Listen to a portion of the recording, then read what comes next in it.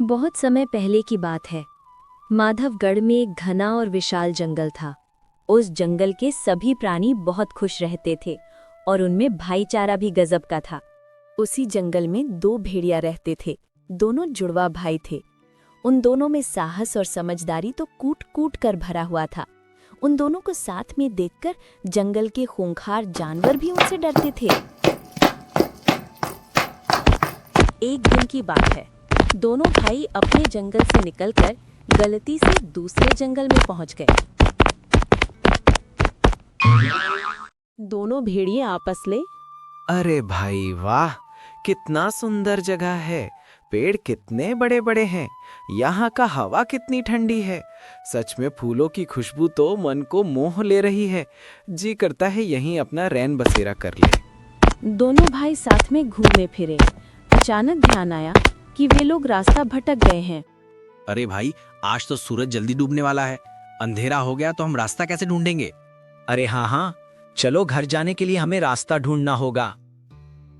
रास्ता ढूंढते ढूंढते दोनों भाई एक कंकाल के पास पहुंच गए। भाई ये देखो।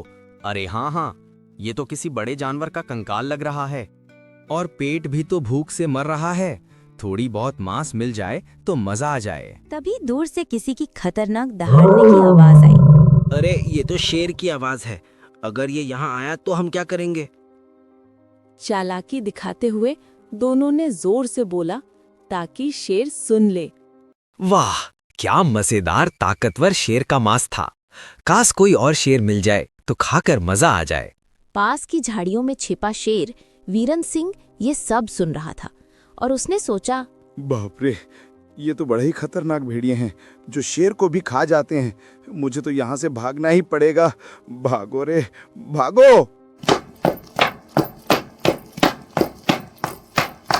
ये सब देख रही थी चपला नाम की छोटी लोमड़ी। चपला सोचने लगी, अगर ये सब बात वीरन सिंह को बता दे तो वो मेरा दोस्त बन जाएगा। चपला लोमड़ी दौड़ी दौड़ी शेर के पास जाती है और सारी बात वीरन सिंह को बताती है। महाराज वीरन सिंह, इन भेड़ियों ने सिर्फ डराने के लिए ये नाटक किया था। वो ताकतवर नहीं है। क्या उसने मुझे डराया? चलो आज मैं इनको सबक सिखाऊंगा। चपला लोमड़ी और वीरन सिंह शेर दोनों मिलकर भेड़िए के पास पहुंचे। भेड़ियों ने देखा और मुस्कुराकर बोला, अरे वाह, चपला तुम आई हो और साथ में इस शेर को लाई हो। बहुत बढ़िया। अच्छा हुआ अभी पेट थोड़ा खाली है। क्या मतलब? तुम लोग मुझे खा जाओगे? नहीं, बस मजाक कर रहा हूँ। लेकिन कोई शेर हमारे सामने दहाड़े तो हम दोनों खुद को रोक नहीं पाते। शेर वीरन सिंह डर गया और भाग निकला। चपला सोच रही थी कि ये दोनों भाई कितने चालाक हैं। अब जंगल में ये बात फैल गई कि इस जंगल में भेड़िए ही सबसे ताकतवर हैं। भैरव सिंह और वीरन सिंह आपस में बात कर, अगर ये बात सच है तो हमें आज इन्हें मिलकर पकड़ना होगा, नहीं तो जंगल में हमारा खौफ खत्म हो जाएगा। रात में भैरव सिंह और वीरन सिंह ने मिलकर योजना बनाई, लेकिन भेड़िए ने सारी बातें सुन ली थी। अगर ये सोच रहे हैं कि हमें पकड़ लेंगे तो ये लोग बड़ी गलती कर रहे हैं।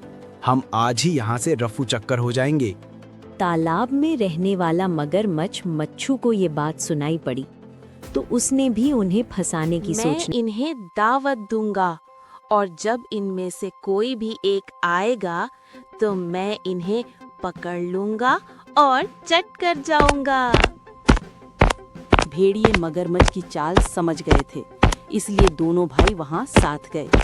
भेड़ियों को साथ आता देखकर मगरमच्छ डर गया और तालाब की ओर झाड़ियों में भागने लगा। ये देख दोनों भाई आपस में हंसने लगे। देखा भाई, ये मगरमच्छ हमें अपना शिकार बनाना चाहता था और खुद ही डरकर भागने लगा। ये सब देख शेर वीरन सिंह ने भेड़ियों से कहा, तुम दोनों सचमुच में बहुत बहादुर और चालाक हो। अब तो जंगल के सारे जानवर भी तुम्हारी बुद्धि और ताकत की सराहना करते हैं। धन्यवाद महाराज। वीरेंद्र सिंह, याद रखो, बुद्धि से बड़ी कोई ताकत नहीं और संगठित से बड़ा कोई राज्य नहीं। ये दोनों भाई अब अपने जंगल वापस लौट आए। वहाँ उन्हें अब सिर्फ भेड़िया ही नहीं बल्कि अपने जंगल का राजा कहा जाने लगा।